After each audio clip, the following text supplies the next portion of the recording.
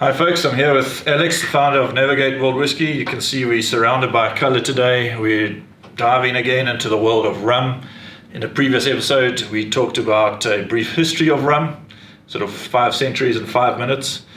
Today, we're talking about the exciting new future of rum, the new classification system to help us unpack and understand rum and where it's going in the future. It's called the Gargarno Classification System. Daniele Biondi, absolute rum rock star from Maison Velier. We connect with him to unpack this new world of rum. Looking forward to it. Let's get into it.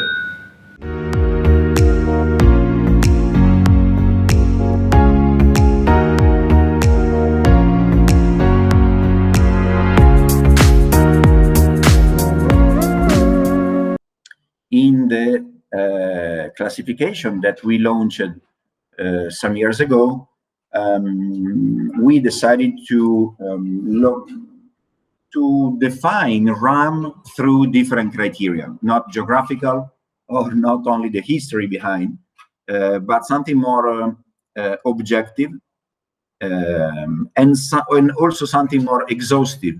So inspired by the classification of whiskey, of Scotch whiskey, basically this is so-called Luca Gargarno classification, because it was Luca actually defined it and started promoting 5 or 6 years ago, and we did it all over the world. You know, in the 5 continents we started talking about this classification, and actually is really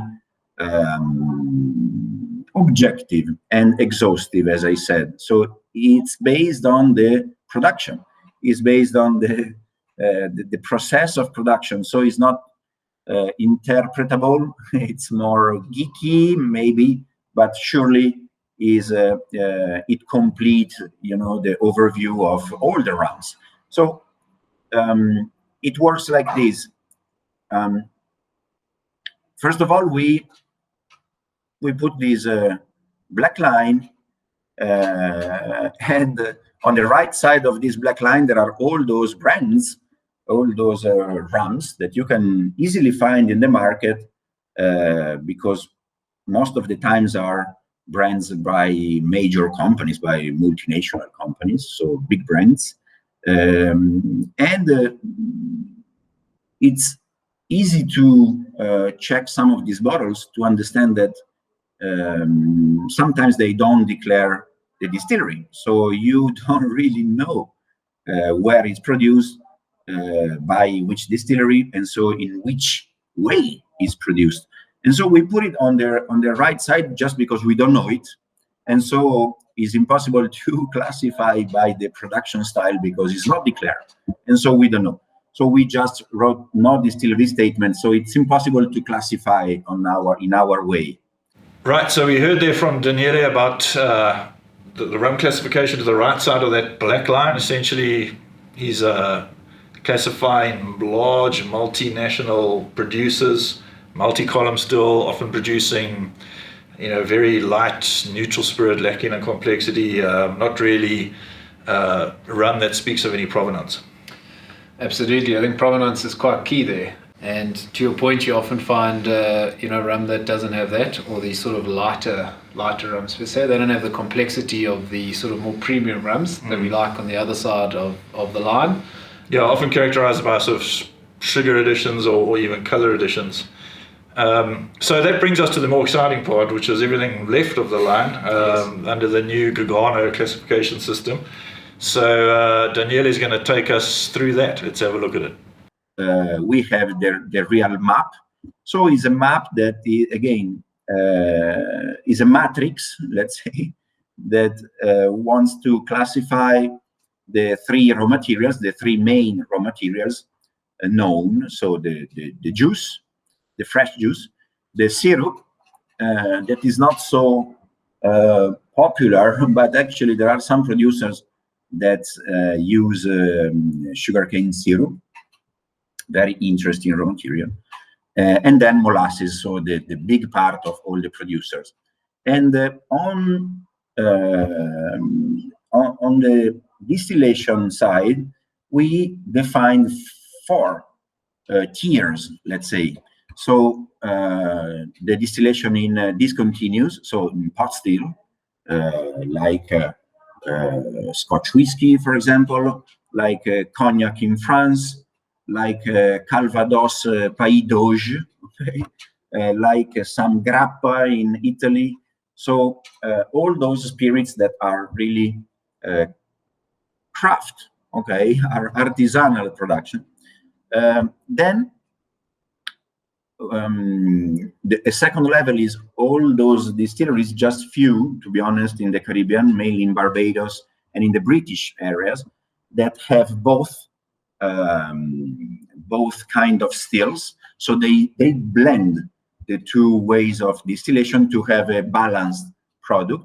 On the third level, those distilleries that adopted in the mid 1800s, so 1850s, 1860s, the new continuous distillation, so the column distillation, is when rum started to be an industry, and production grew a lot, and you can find this column distillation in all the three areas, because it allows to make more production and more margins, and so has been adopted by almost everybody.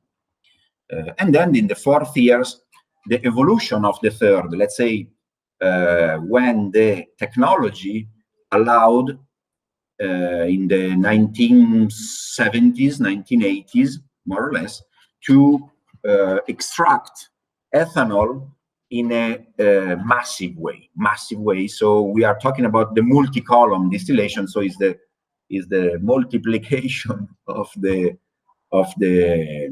process of refinery, and so basically it's not one column or two column like in the traditional way.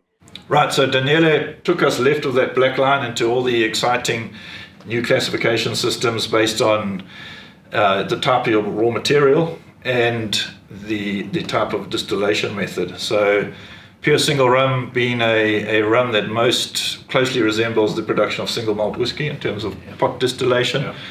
But a lot of those styles of production reflective of where they're made in terms of the sugarcane, the raw material being unprocessed, and not losing that character. Very, very exciting to start unpacking and kind of understanding rum this way, isn't it? Absolutely. The left of the line is where it all happens, really. That's certainly my favorite part. You mentioned the sort of raw material being highlighted, and sort of 4 different levels. The top 3 levels being very exciting on that left part of the line. Correct. Pure single rum, as you said, on the upper tier, probably the closest to what we know as sort of single malt whiskey. Pure meaning pot still, single meaning single estate. We're diving into quite a few of these little rums. We've got pure single rum in front of us that we're busy tasting. I can't keep my nose out of it. This is what excites us. These kind of more, call it crafty artisanal production methods, heaps of character, heavy spirits, interacting with wood. It's fantastic. Something completely different to whiskey, but just as complex. Absolutely. And important to note, the classification really is just a starting point. It gives us an understanding of rum in the world, and it starts to sort of group it into places and sort of try and get away from a little bit of the confusion out there. It doesn't mean that it's the most that it covers all bases and all points.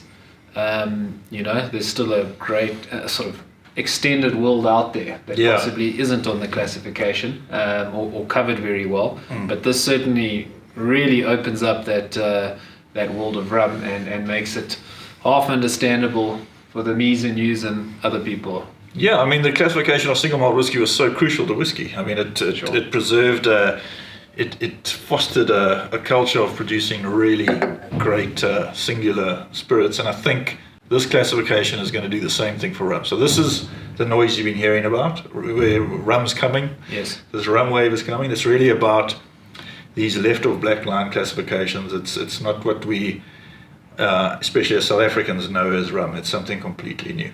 Absolutely. Right. Well, I hope that clears Rum Classification app, or opens the door at least to learning more. Great to connect with Daniele as usual, and we hope this kicks off your exploration of these new classes of rum. Absolutely. Cheers.